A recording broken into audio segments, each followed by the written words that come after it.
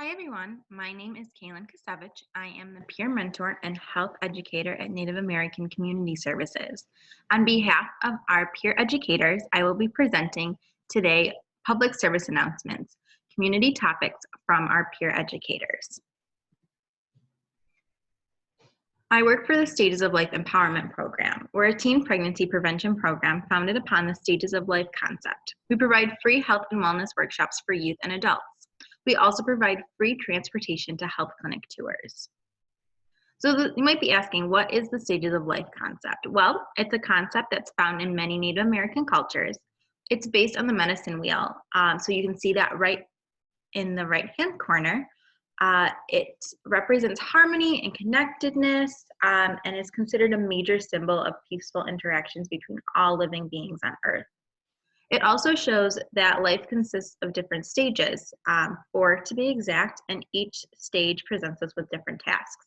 So in the SOUL program, we focus on the first stage, that first 20 years of life. Our goal is to help youth develop the skills and abilities that they'll need as adults and encourage youth to enjoy these years while holding off on more adult roles, such as being a parent. Our peer educators, empowering people, are also known as our PEEPS. Those are the youth who work directly with the SOUL program. So they facilitate workshops in the community framed around empowering other young people to take control and understand their sexual health. They attend trainings and events to develop personal and professional skills and participate in outreach events to provide access to information related to sexual health. Before we get into everything we're going to do today, we're just going to go over some group agreements. So these group agreements might look a little different based on the fact that we were supposed to present this to you in person, and now we are doing it virtually. So we'll go through and we can see what things we can change. So the Vegas rule, so that's our confidentiality. What happens here stays here. So with that, if you have any questions, comments, concerns, and you don't want to maybe leave them in the comments as a public question or comment, what you can do is direct message us or email me directly. My email is at the end of the presentation. So you'll have that opportunity to ask those questions and get those answers without necessarily having everyone on the internet have to see what you want to say. No killer statements. So again, we're being respectful in those comments, those messages. Being supportive of each other. So same thing, we're being respectful in those comments, in those messages. Using I statements, so if you do have something that you'd like to share with us, making sure that you're not talking about everyone or your friends, you're talking about yourself. And if you have a story or a comment, making sure that anything that you post or ask about is going to be anonymous. So that no one can know who or what exactly you're talking about. You have the right to pass, so if you don't want to participate in anything that we're going to be showing you, that's all right. And we're not here to judge anyone based on who they are, what they believe, or who they love. So we're going to talk a little bit more about the PEEPS program. So who are our peer educators? What do they do?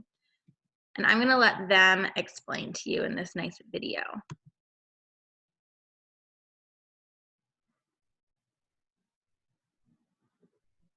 Oh, sorry, started. Oh, hi. So my name is Nasir Johns. I am 17 years old. I've been a PEEP for almost like 2 years now. Probably one of the greatest experiences in my life. My name is Crystal Hernandez. I am 16. We are here at NACS in Buffalo, New York. I've been a PEEP since June, so it's been about like 5 months. Okay, so my name is Brennan. My age is 15. I've been working with NACS for a little over a year. So my name is Jasmine Hernandez. I've been a PEEP since February 2018. I am 17 years old and we're in Buffalo, New York at NACS. Being a PEEP means like being a part of a different form of family that gives out better information. Being able to like empower people and being able to like make a difference in the way they live. Educating my peers so they can educate theirs. That we're able to like influence others. My most remarkable memory was doing programming at Aurora House because like the girls just got really comfortable with us and they were like able to talk to us and joke around with us and still be able to learn. My favorite memory was like in general, like seeing them grow and like get comfortable with us. Healthy relationships is my favorite topic to teach. So my favorite is, I would say, is healthy relationships, just because like a relationship can be a friend, it can be anybody. It's not just like, you know, actual partner type things.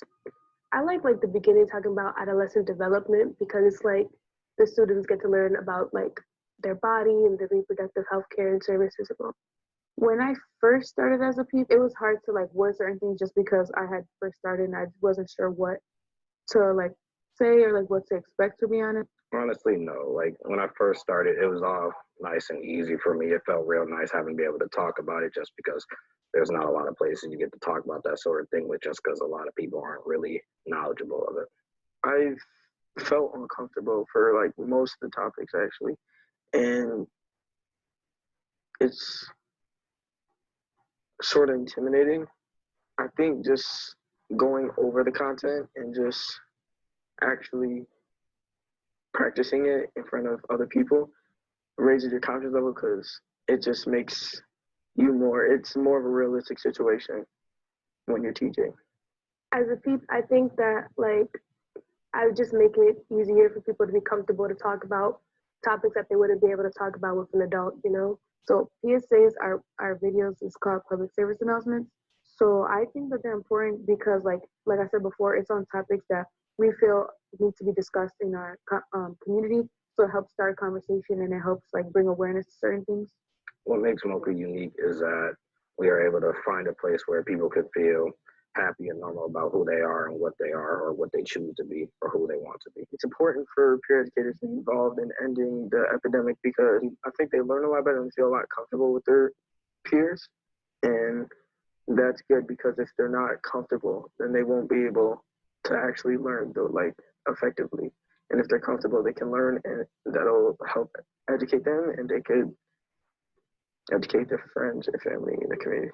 What you can expect is a lot of new stuff coming, more PSAs, new Mocha, obviously. Obviously, the new Soul Instagram. Just because we're young doesn't mean that we don't know and we're not educating our peers.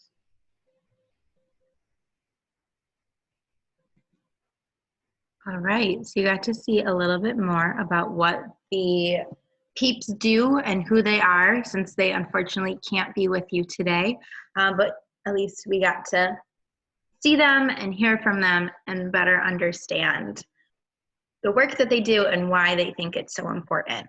So you heard in that video a little bit about the PSAs. They talked about the PSA process, what their favorite things were, and that we should be expecting more PSAs in the future. So we're going to talk a little bit more about the PSA process and how to create a PSA. So before I go into that, so the PSAs are the videos that the peer educators create. And so how this works is, for the PSA process, what they do is they start to brainstorm ideas. They think about things that are important to them, important to their lives, important to their communities. So they start to brainstorm these ideas, and we have a big piece of paper in our office where we're always writing down things as they come to mind.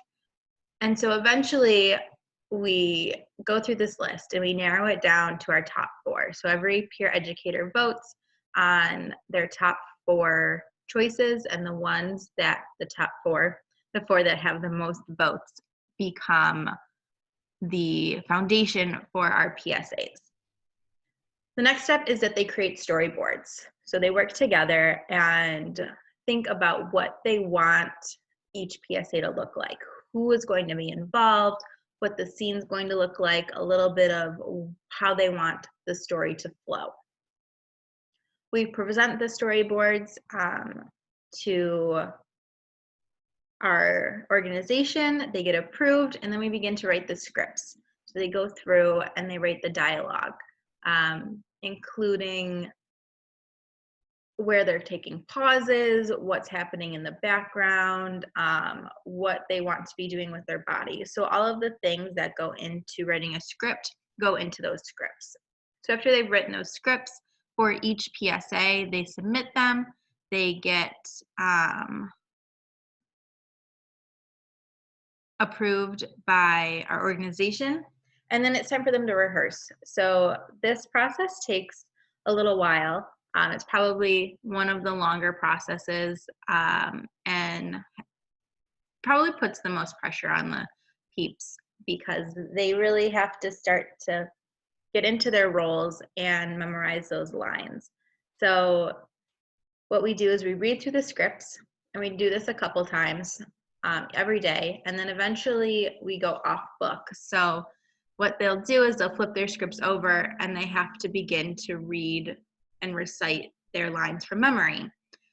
And this helps them to memorize their lines, know what comes before and after, and helps them to be prepared for filming. We also go over props, what we need for each scene, what things we should be bringing, how many outfits every student will need, and all of those things to prepare for filming. And then we pick a day, we have an outside videographer come in and film, and they edit our PSAs for us, and that's our whole PSA process. So this year we had a couple different topics that we wanted to bring to you. So the first one is safer sexting. So the Safer Sexting PSA talks about the consequences of sexting as well as ways that you can navigate those. Because while we recognize that there are a lot of consequences to sexting, we understand that that may be a choice that you might want to make. And that is something we wanted to make sure that there was education on how to keep yourself safe. So without further ado, here is our Safer Sexting PSA.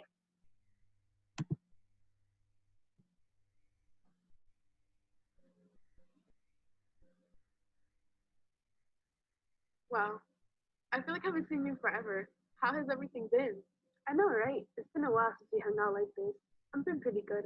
I'm going to New York City next week to see my family. What about you? That's pretty cool. You're so lucky. There's always so much to do in the city. I've been pretty good. Have you seen the new Annabelle movie? No, not yet. I want to see it, Ryan. Who's Ryan? This guy that I'm seeing. Why haven't I met him yet? I'm waiting for things to get a little more serious with him. Ah, I get it. Well, can you describe him? Well, he's 17. He's super tall. He has blue eyes and brown hair, and he's on the football team. He's so perfect, and I really like him. I'm glad you found someone you genuinely like. I'm thinking about taking things to the next level and sending him a second picture, if you know what I mean. Are you sure you're willing to take that step? I mean, I think so. I like him a lot, and I just want him to think of me more romantically. I get that, but there are other ways to get him to think romantically of you. There can be a lot of consequences to sexting or, like sending sexy pictures. Really? Like what? Well, for one, you can pass it on to his friends, and it'll be out of your control. I trust him, and I know he wouldn't do that. What's worse that could happen? You know that girl Julia from biology class? Yeah, the one that was saying Chad? They were together for 2 years, and when they broke up, he exposed her. Are you serious? That's wild. See, even if you trust the person, you never know how they'll react when things go bad. If Brian had a picture of you, he could blackmail you. How would he do that? He could threaten to post it if you didn't do what he wanted you to. That doesn't seem right. Is there anything you could do to stop it? Well, the best thing to do is just don't send news. But if you did and they posted it, that's called revenge porn. And in New York State, that's illegal. It's also illegal to have, sent, or receive nude pictures or videos of anyone who's under the age of 18. Wait, even if I take the picture, it's illegal? Yes. Even if you've taken the picture and sent it to yourself, it's illegal and considered child pornography, and you can get into serious problems. I honestly never knew that. I know you wanted to please Ryan, so if you do, just remember, no face, no case. Make sure that your belly ring isn't showing and that the lamp isn't either. I get the face and the belly button, but why the lamp? Girl, because it's always on your snap. Everybody's gonna know it was you. Oh, yeah. Is there anything else I could do? Just make sure you trust the person. You have a conversation about the no screenshot rule. And make sure you delete it right after. Why should I delete it? What if it's cute? Do you want your mom to go to your phone and see it? Oh, yeah, you're right. Another thing to keep in mind is if your phone is connected to any other device, make sure that you disconnect it, because anyone with access to it can see it. I honestly never thought of that. My tablet's connected to my phone. It's usually the things we don't think about. But it's better to play safe than sorry. I mean, I really like Ryan, but I have a lot to think about. If I do decide to send one, at least I know to be safe. It is illegal to send, have, or take a naked photo or video of someone who is under the age of 18. If you choose to sext, before you send the sext, make sure you have permission from the other person. Know and trust the person you're sending the sext to. Don't include your face or other identifying features. Delete the data from the picture. Delete the sext from your messages or photo album. And do not sext at school or at work.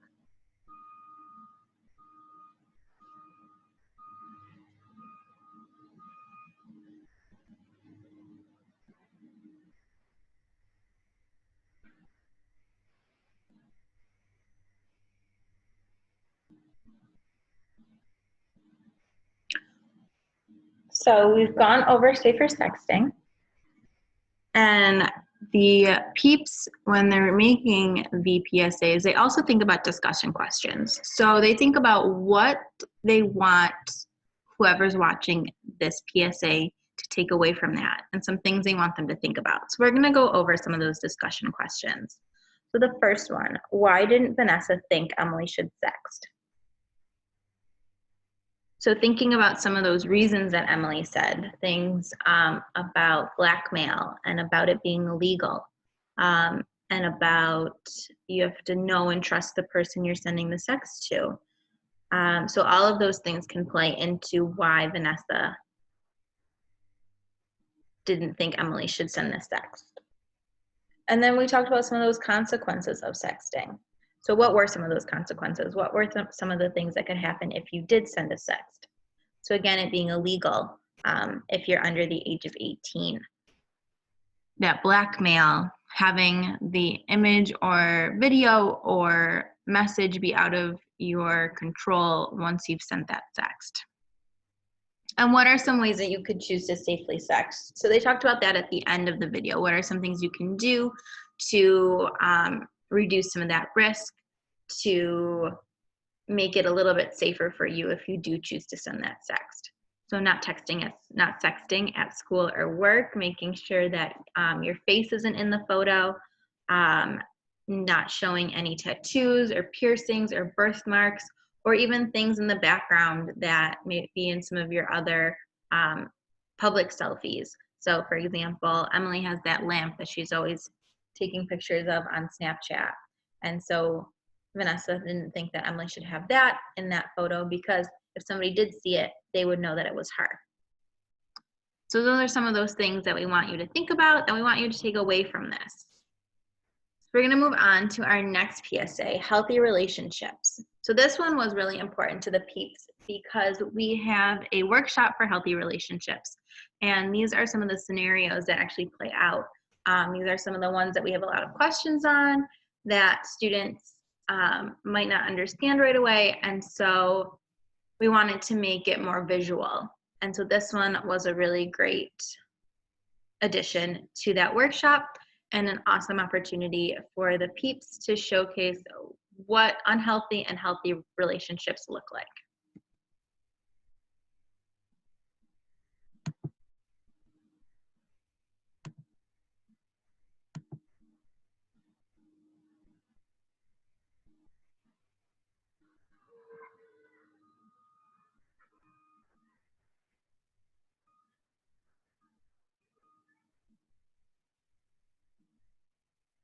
This will be fun. I should show Carson. Hey, look what I found today. You want to try out or what? Maybe. I'm thinking about it. Okay, have fun. That's all you're gonna say? It's just funny how you think you have time for it. That's all. What do you mean? I mean, you never have time for me. What makes you think you have time to run lines for play? I figured you want to help them lie to me. No, when I'm with you, I want to have fun, not be stuck in house reading stupid lines. I thought you'd be more supportive. Why would I support you, me and you people? Who said I was leaving you?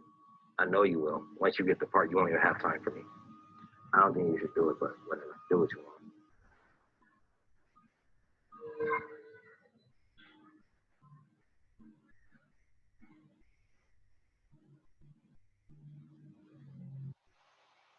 This will be fun. I should show Carson. Hey, look what I found today. Oh, cool. You can try out? I don't know. I'm thinking about it.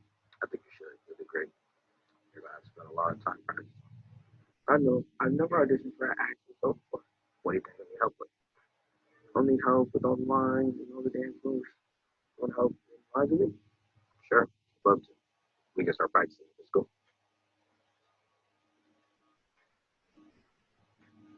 What are you wearing? What do you mean? I just bought it. Isn't it cute? It's too much.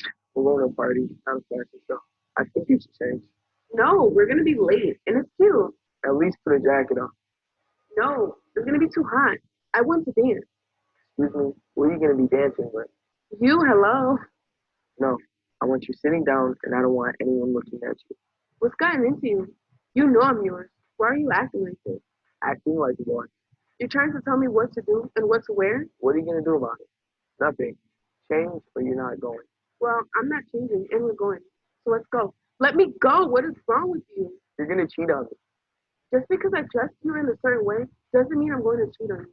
You need to trust me in our relationship. I like this outfit, and I thought you would too. Jealousy is a normal feeling, but honestly, you need to chill.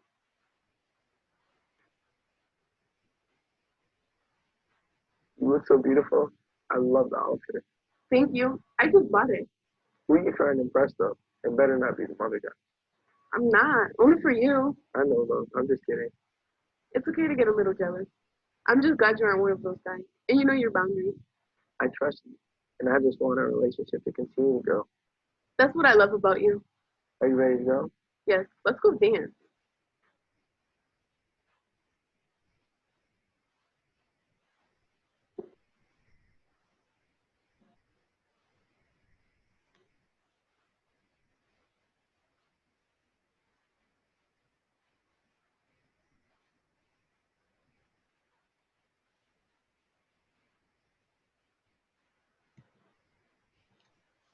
So again, some of those questions that PEEPS wanted us to think about. What are some signs of an unhealthy relationship? So what might be some things that someone might experience in an unhealthy relationship, or what might an unhealthy relationship look like from the outside? So if your friend was in an unhealthy relationship, or if you had an unhealthy friendship, thinking about some of those things. So it might look like being controlling. So we saw in both of those scenarios that in the unhealthy relationship, Carson was trying to control what his partner was able to do in regards to going to try out for the musical. And we also saw in the other one controlling what your partner might wear, where they go, what they do, all of those things. So definitely controlling might be some other things. And there might be something. And then there's some other things. So think about some other things that you might see in an unhealthy relationship. And do you think it's okay to be jealous in a relationship? Do you think that jealousy is healthy? Do you think it's unhealthy? How do you feel about jealousy? I know that when the PEEPS talk about this a lot, they talk about that jealousy is a normal feeling. It's something that everybody feels, but how you react to jealousy is either going to make it healthy or unhealthy. So we could see in the first scenario with Carson that he was really jealous that his partner was going to be spending time with other people, that they weren't going to be together as much. And in the unhealthy scenario, he wasn't supportive of his partner and let that jealousy become negative. And the next scenario, we see that he is supportive. He acknowledges that he will be jealous, that he's going to be spending time away from his partner, but knows that it's important to him. So he acknowledges that he feels jealous, but moves forward and helps to support his partner. And how do you think jealousy can impact a relationship? So if someone is acting negatively out of jealousy, do you think that might have a different impact on a relationship than if someone's acting positively? And definitely, it can help to make the relationship healthy or unhealthy. So it can definitely have an impact on a relationship. Moving on to pregnancy options. So this one, the PEEPS thought was important because we talk a lot about in our program pregnancy prevention, STI and HIV prevention and things like that, but we don't really talk about in regards to pregnancy, what might happen if someone does become pregnant.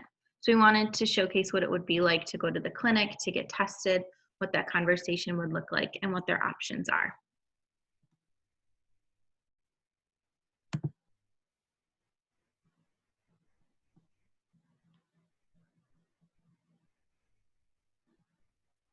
Hey girl, how are you? I'm good. How are you? I'm good. I missed you so much. I miss you too. I feel like I haven't seen you in forever. I know, it's been so long. So what's new? Girl, so much has happened. Yeah? Spill it. So a few weeks ago, I went to a party with my friend Keisha, right? And she introduced me to her brother's friend Anthony. And we hooked up. But like, Did you use a condom? girl, let me finish. What else is there to say? He hasn't responded to any of my texts. Are you serious? He's such a douchebag. But girl, for real, that's my question. Did you use a condom? Nah, he didn't have one. All right. Are you on birth control? Did you use any other form of protection? No, he just pulled out. Okay. I really think you should get tested for STIs and pregnancy. What? No, you're crazy. Then my mom's going to find out. No, she won't. You have rights as a minor. What right? Well, in New York State, you don't need your parents' consent to get tested or treated for STIs or pregnancy.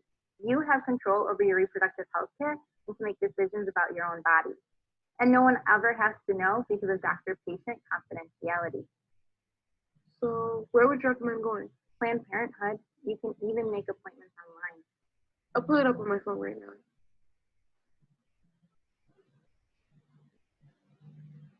I'm so nervous. Will you go with me? Yeah, of course. So it looks like they have an appointment available today at 4 or Monday after school. We can go today if you want. Yeah, I honestly just want to get this over with. I'll book it right now. Hello, how may I help you? Hello, my name is Jessica Martinez, and I made an appointment online. Okay, great. Is this your first time? Yes, it is. All right, I see you sign in, and I also have some paperwork for you. You know that you can have a seat, and the doctor will be right with you. Okay, thank you. Hello, Miss Martinez. What brings you in today? I'd like to get tested for pregnancy and STIs. Okay, great. We can definitely do that for you. We'll need to start off with a urine sample. The bathroom is outside the room to your right. You can place it on the tray and come to the room when you're finished. Okay, thank you. We've got your urine sample. We will send it to the lab to test for STIs. If the results are positive, you'll get a call within 3 to 5 days.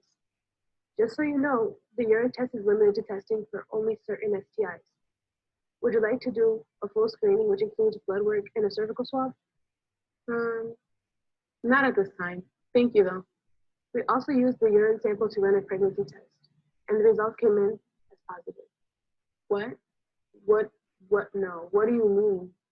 It means you're pregnant. Well, what are my options? This early in pregnancy, you have 3 options. You can keep the baby, continue the pregnancy and give the baby up for adoption, or terminate the pregnancy. How long do I have to consider my options? You could terminate the pregnancy up until 16 weeks. Based on the information you've told us in the time of your last period, I would say you're around 5 weeks pregnant. We would need to do a sonogram to be sure. Would you like a sonogram done today before you leave the office? Scheduling a sonogram is the next step, regardless of your choice. I still need more time to think about what I would like to do from here. But if a sonogram is the next step, I would like to have that done today. Okay, I'll have you stay here and the nurse will come get you when it's time for your sonogram. Okay, thank you.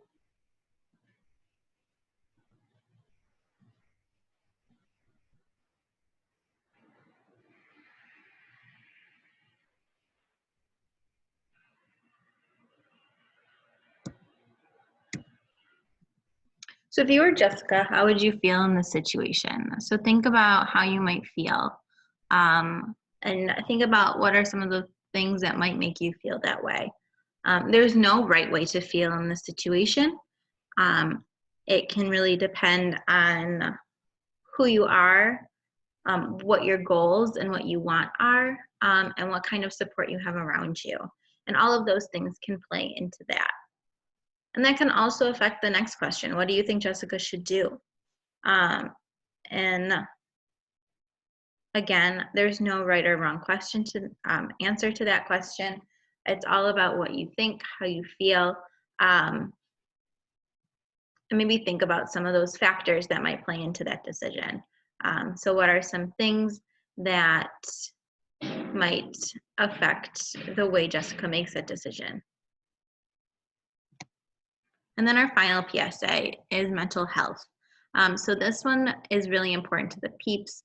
They have been talking about and learning about different ways to handle their mental health, to cope with stress, and to learn more about mental health in general.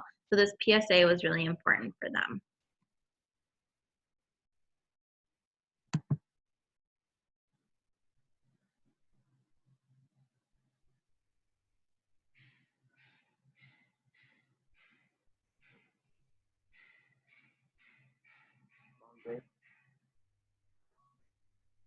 Did we even get anything accomplished?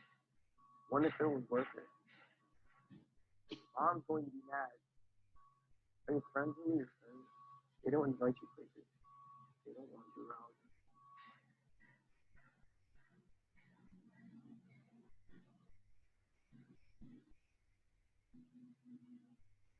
Get your lazy ass up and clean up this house. Come in and lay like you own the place and won't clean anything. Clean up before you go to school, or else. Right. Kimberly, what's up? You look good. What's up, Liz? Nothing. I just had a tough time sleeping last night. And I have a lot of things in my mind. If you want to talk about it, you should really go see Mr. Gray. He's a school counselor. Okay. I guess. I'll see you later. Good luck. I'm here if you need anything.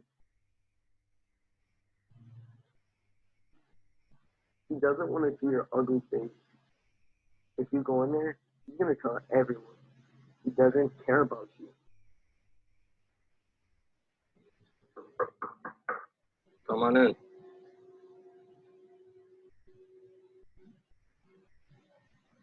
Hey, Mr. Gray. My name is Billy, and my friends told me I should come to see you today. Hey, Billy. I'm glad you came to talk to me. What's going on? Well, lately at night I fell off, and I struggle sleeping. Is there anything else? I just don't feel comfortable talking about it because I get the feeling that it's nothing or it doesn't matter. Billy, it's okay to feel like this. You're not the only person who's having this. And I'm glad you decided to come talk to me. Those feelings together can make us disconnected. Is there anything else going on? I just get the feeling that no one in my life will understand what I'm feeling. Just tell me to man up. I'm always here if you need someone to talk with. Mental health isn't always seen the same as physical sickness, but it's just as important to take care of your mental health as it is to take care of your physical health. I know that I need to take care of myself, but my friends and family think I'm weak if I go to therapy or see a doctor or something. Your friends and family care about you and want to see you happy and healthy. Getting help with your mental health does not make you weak. It's completely normal. It took a lot of strength and courage to come and talk to me today, and I'm proud of you for taking that step. It's always good to talk about what you're feeling with people you feel comfortable with, like a friend, a family member, or even me if you're comfortable. Billy, is there anyone you feel comfortable talking with about these things? My mom and I don't have a great relationship, but my friend Olivia told me to leave. She really cares. That's great to have someone you can talk with. Billy, when you're feeling off or having trouble sleeping at night, what do you do to deal with that? Sometimes I go for a run, listen to music. That usually helps me. That's great, Justin. Ways to take care of yourself. When I take that time to myself, it helps me relax and clear my mind. Billy, I want you to try to do one of those activities every day and talk to your friend Olivia when you need to. Do you think you can do that? Yeah, I think so. Great. I'll check back with you next week. At the same time, work? Yeah. Listen, man. What if doing all these things doesn't change anything? When it comes to addressing mental health, everyone has different needs. Some people need to make time for themselves, while others may need medicine to help them with their mental health. We'll see what works best for you. I don't want to take medication. You may not need to, but it's okay if you do, if that's what's going to make you feel better, then that's what's going to help. Just like you take medicine for the cold or the flu, sometimes you may need medicine for your mental health. I guess that makes sense.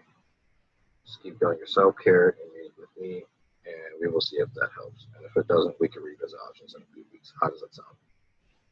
Sounds good. Thank you, Mr. Gray.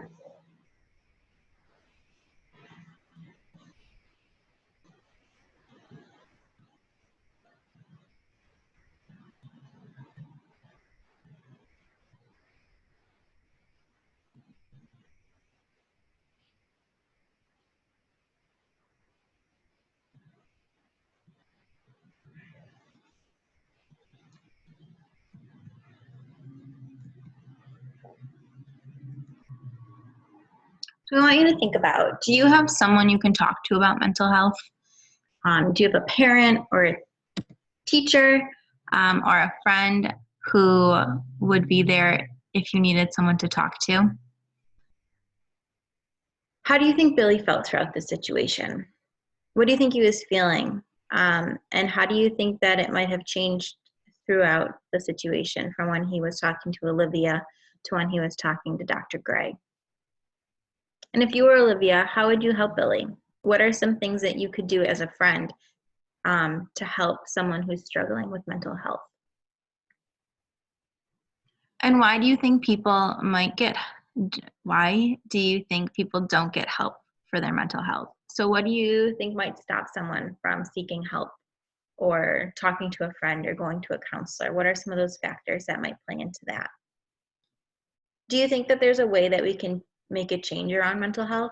Do you think that there's something we can do to support people or make it more normal or common for people to get help for mental health or to talk about them, to set boundaries about what they need and what they can handle? I think those are all some really great things that we can think about.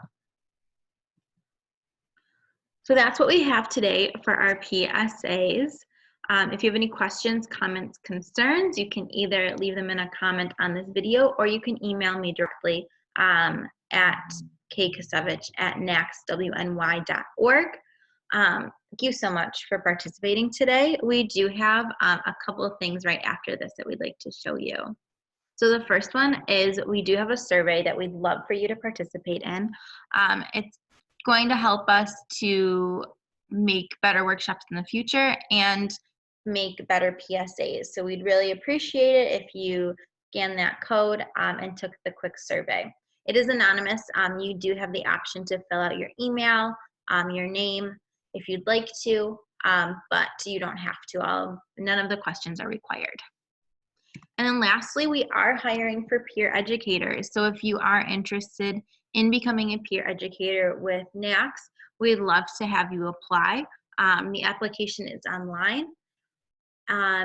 And we will start hiring in the near future. So we do have a couple of spots that are opening up this summer that we'd love to fill. So if you are interested in that, you can email me with any questions or fill out the application directly. Thank you again for participating, and we can't wait to see you at more GSA and more GLIS events in the future. Thank you so much.